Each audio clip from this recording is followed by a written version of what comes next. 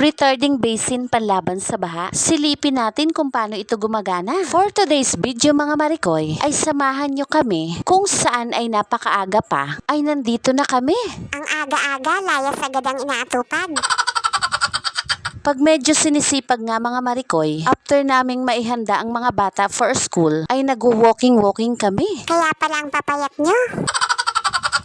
At dito nga kami napadpad sa mga retarding basin na located along buhay na tubig. Ayan Marikoy, yung nakikita nyo ay ang creek within the vicinity of buhay na tubig. Kapag may pag-apaw nga yan mga Marikoy, ang labis o ang sobrang tubig ay pumapasok sa basin na ito.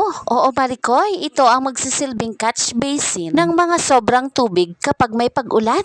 Upang ang itong pagbaha ay maiwasan. O diba ang syala. In fairness sa isang basin na ito mukhang gumagana at gamit na gamit at ayan nga ay nilulumot na. Tuwing may matinding pag-ulan mga Marikoy, ay pumapasok ang mga sobrang tubig mula sa creek at kapag ito'y nakapasok na, ay sisipsipin naman ng ground o lupa itong mga tubig. Magsisilbing extension o puntahan nga ito ng mga tubig mga Marikoy. At kung napapansin nyo yung butas sa dulo, yun naman ay butas papunta sa isa pang retarding basin sa kabilang kalye. Ganito rin yun mga Marikoy. At doon ay mas hamak na malawak. O diba ang daming paglalagyan ng tubig. Sana wala na talagang baha.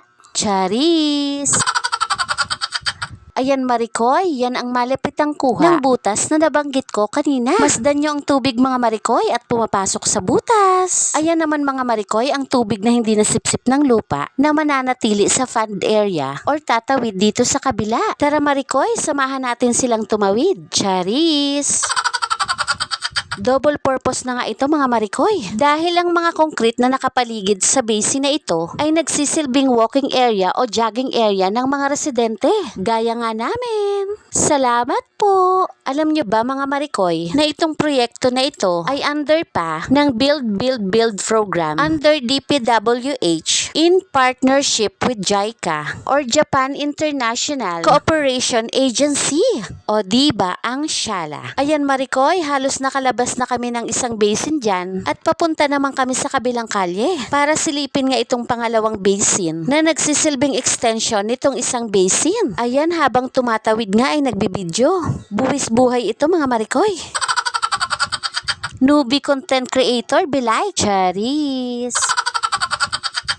Halika Marikoy, silipin natin. Yung tubig na umaagos dyan mga Marikoy, ayan ang tubig na galing doon sa kabila. Unlike sa kabilang basin, itong basin na ito ay walang entrance ng tubig galing sa creek. Instead, siya ay mayroong exit na siya namang kinokontrol. Ito ay bubuksan lamang o pakakawalan ng tubig papunta sa kabilang sapa o creek once na may pagbabana ng tubig sa mga sapa o creek. Flood control nga, diba? O siya, sige na at ito'y tapos na. Pabalik na nga kami sa bahay niyan mga Marikoy. Salamat na lang sa mga ganitong proyekto na talaga namang napapakinabangan ng mga tao. At pati nga itong aming mga bilbil ay nakikinabang din. Yun lamang po mga Marikoy. Sana po ay nakatulong. Please like and share. Papalaw na rin po. Salamat!